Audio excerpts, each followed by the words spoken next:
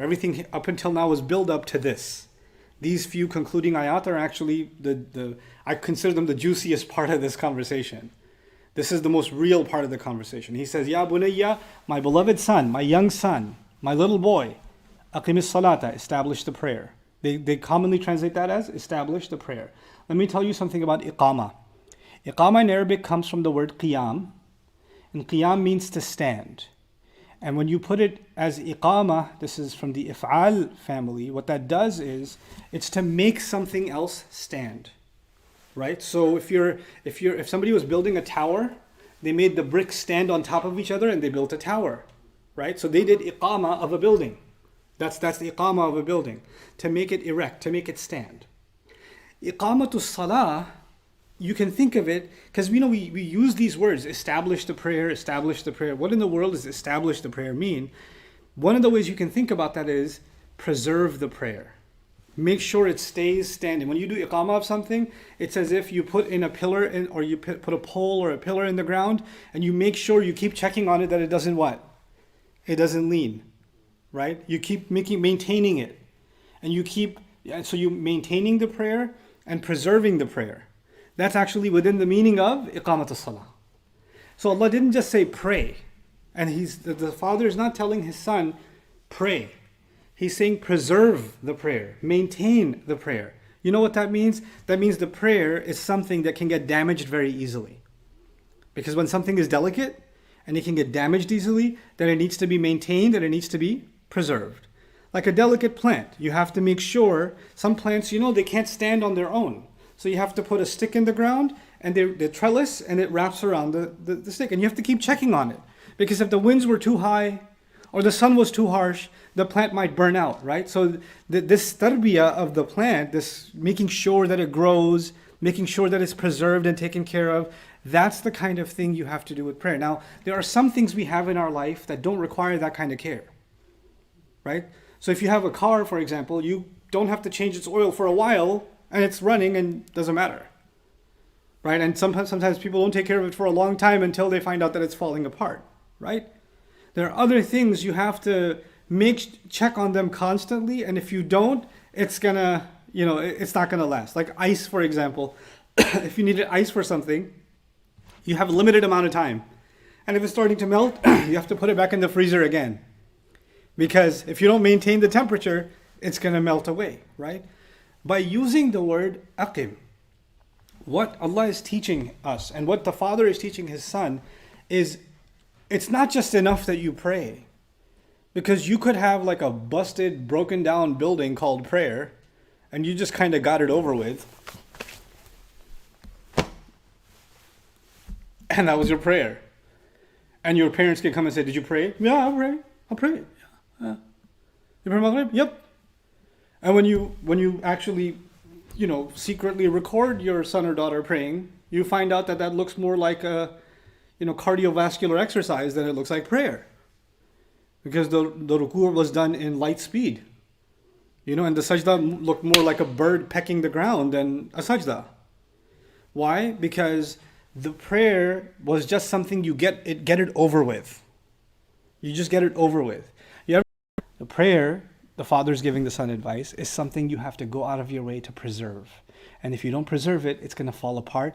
And it's going to be like, here's the analogy, it's going to be like a tree that looks like a tree, but it's just a hollow bark. There's nothing inside.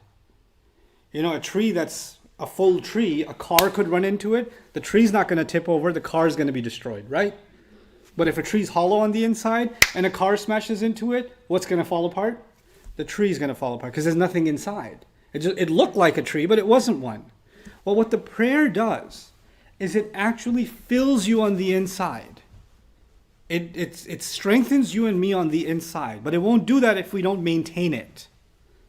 If we don't maintain it. So that's going to be a conversation by itself.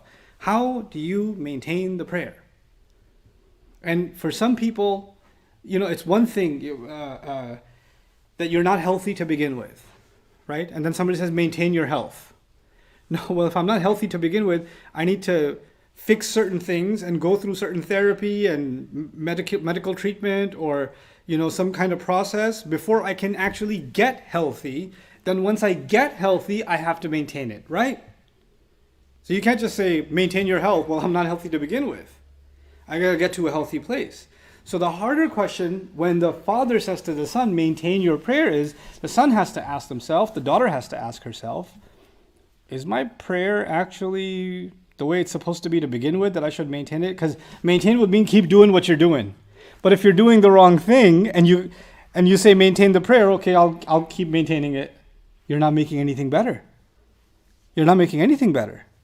So first, what needs to be identified is the prayer the way is it supposed to be or not? The word salah actually comes from sila in Arabic, which is what we call the prayer, right? But there's another word for prayer too, dua. Dua is also a word for prayer, okay? And actually, ibadah can also be considered prayer. But Allah specifically uses the term salah. And salah comes from sila, and sila or wasl actually mean connection. Connection. The prayer isn't just words you say, isn't just movements that you make, it's not just specific direction that you follow, it's not step-by-step process. All of that stuff you learned. Either you learned it from your parents, or your parents hired somebody to teach you, or you went to a Sunday school or an Islamic school. You learned that stuff.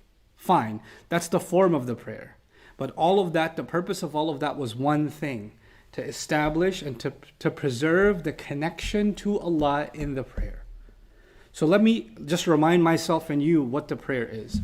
The moment I say Allahu Akbar, can I talk to anybody? No. Am I supposed to be looking around? No.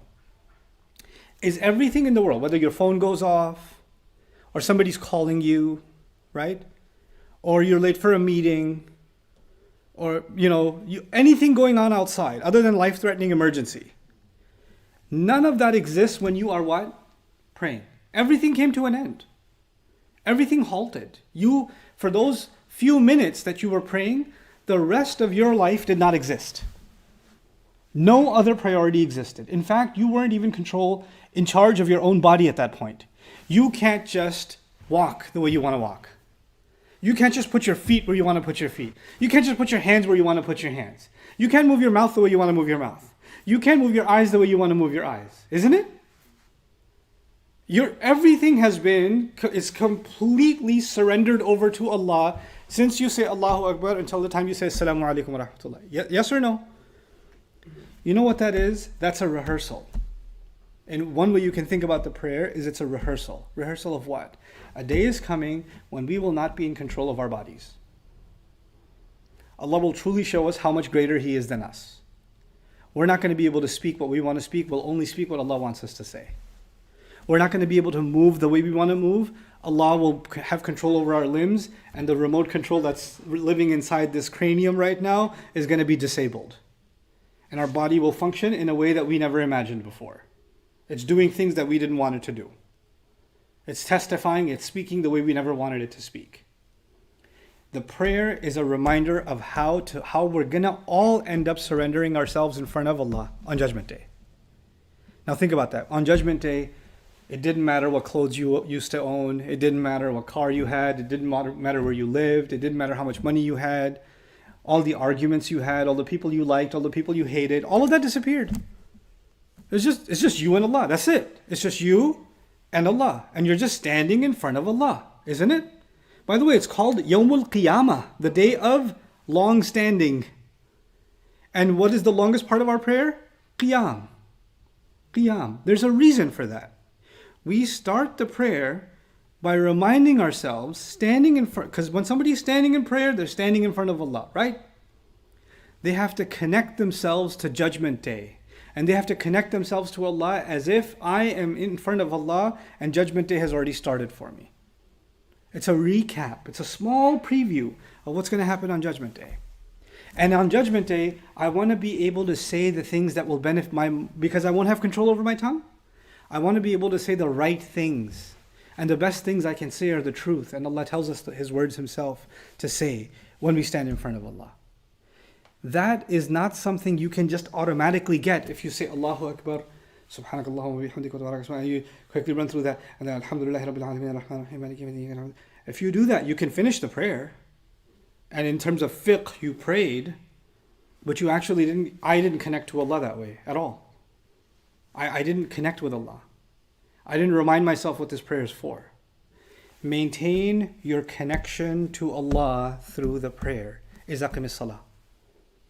Allah is now telling us, people say things like, and you might say things to yourself like, I want to feel closer to Allah.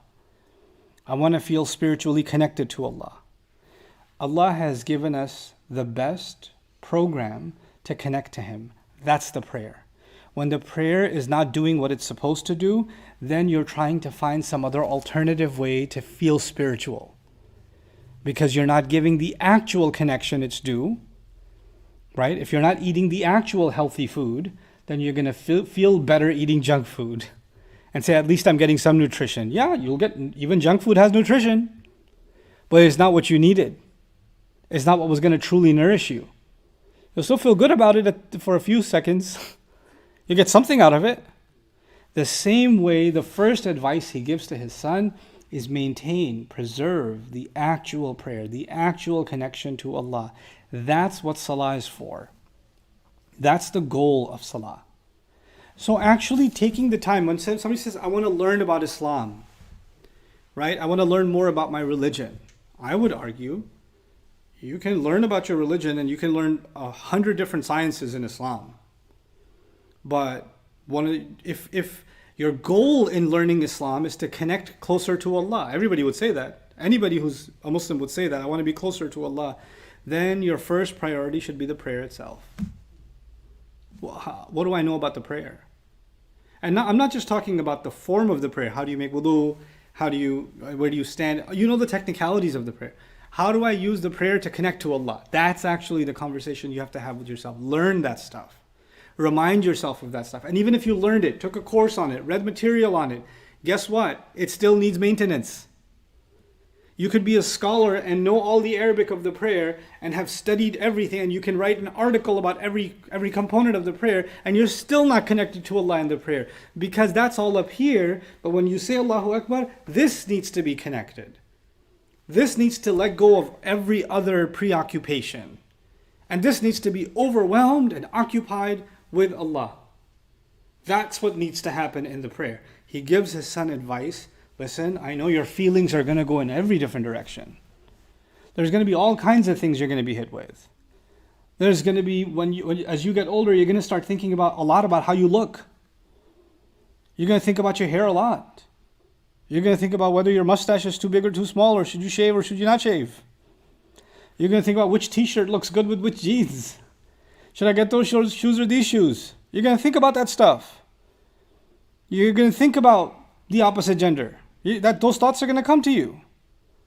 You're going to think about your friends. You're going to think about who your friends are and who your friends are not. You're going to think about entertaining yourself. Your mind is going to be spinning with thoughts all the time. You'll be connected to people, to devices, to things, to your own feelings. You'll be connected, and it'll become so easy for you to be disconnected from Allah because you're so busy connecting with everything else. And so he tells his son, this is something that doesn't automatically happen. The more you connect to those other things, the easier it becomes to disconnect from Allah. Aqim as-salah. Maintain your connection to Allah through the prayer. Preserve that connection, protect that. And why is he telling him that? He's telling him that because he didn't say, son, let me preserve the prayer for you. You better pray. Because the father could just say, pray, right? You better finish your maghrib. The father realizes something. My little boy is not going to be a little boy for that long. He's going to be a young man. And when he's a young man and when she's a young woman, I will have no say in their choices, even if they pretend that they have a say. I become my own person. I have my own thoughts. I have my own feelings. I have my own world that I live in inside my head. And he says, listen, I won't be able to preserve it for you. I can teach you what to do, but if you don't maintain it and you don't preserve it, nobody else can help you. Nobody else can help you. Now that, if I can give you that, if I can make you feel that you will connect to Allah in the prayer, then you will have certain superpowers. You will have an ability that other people just do not have. You will have a gift and a strength that other people do not possess. And so next khutbah, I'm going to talk to you about that strength, but I'll give you just one small tidbit of it, one piece of it. When you're standing in front of Allah on Judgment Day, are you going to be afraid of anyone else? No. You're only going to be afraid of Allah. When you're standing in front of Allah on Judgment Day, are you going to be thinking about anybody else's actions? Anybody else's, what they think of you, or what they don't think of you, and whether they like you, or whether they don't like you, or whether you're popular, or whether you're not popular, or whether you're loved, or whether you're hated? Will any of that matter to you on Judgment Day? No. All of that will disappear. The only thing that will matter is Allah happy, is Allah not happy? Yes or no? That's the only thing that's going to matter. When you truly stand in front of Allah in Dhuhr, in Asr, in Maghrib, in Isha, you will live not caring about what anybody else thinks or expects, except who? Except Allah. And then when you come out of that, then your friends expect you to be a certain way. Your culture expects you to be a certain way. Your family expects you to be a certain way. Your society expects you to be a certain way. Your inner feelings expect you to be a certain way. And you learn to put all of them in their place and say, wait, I know all of you have your demands, and even your body has its own demands, but you will say, no, wait, I want to meet Allah's expectations first. And if I meet Allah's expectations, and that means I disappoint some of you, I'm okay with that. Because I got to stand in front of Allah. And I don't even have to wait till Judgment Day to stand in front of Allah. I have to have a meeting with Allah in about 2 hours at Asr. I got to stand in front of Him again. How am I going to face Him if I listen to you and not listen to Allah? You see what that does? It empowers you to not be afraid of people anymore. It empowers you to not be concerned about anybody. You can care about people, but so long as you're not violating what Allah wants. It makes you stronger. It makes a person truly, truly strong to stand by what's right. And you don't say, man, how am I going to answer Allah on Judgment Day? You start thinking, how am I going to answer Allah at Maghrib? How am I going to answer Him? I have to stand in front of Him, don't I? I'm going to stand in front of Him and I'm going to promise Him something. We worship only you. Oh yeah? What mouth am I going to take before Allah and say that when I was doing what I was doing? When I was saying what I was saying? When I was acting the way that I was acting? When you really connect to Allah, then that connects things. When you start seeing it affecting everything that happens between the prayers. It affects your speech, it affects your actions, it affects your priorities, it affects what you're afraid of, it affects what you're hopeful of. Everything starts changing. So he gives his son the most powerful advice.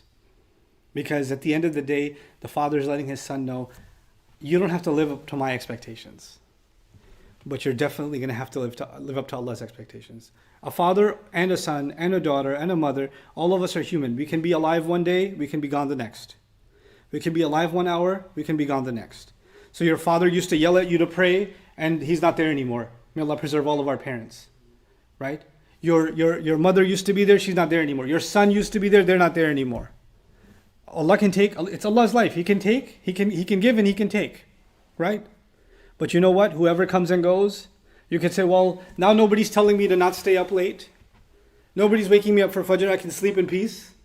I don't live with my mom anymore, so I don't have to worry about it anymore. And the father is telling his son, it's not about me. It was never about me. Wherever you are, فَأَيْنَمَا كُنْتُمْ فَثَمَّ تُوَلُّوا فَثَمَّ وَجْهُ اللَّهِ. Whichever way you turn your faces, that's where you find Allah. That's where you find Allah. This is about us facing Allah Azza wa Jal. And that's the first advice that he gives his son before he gets into what kind of things he's going to face in life. So that's the first priority that I wanted to highlight. Inshallah, we'll be on this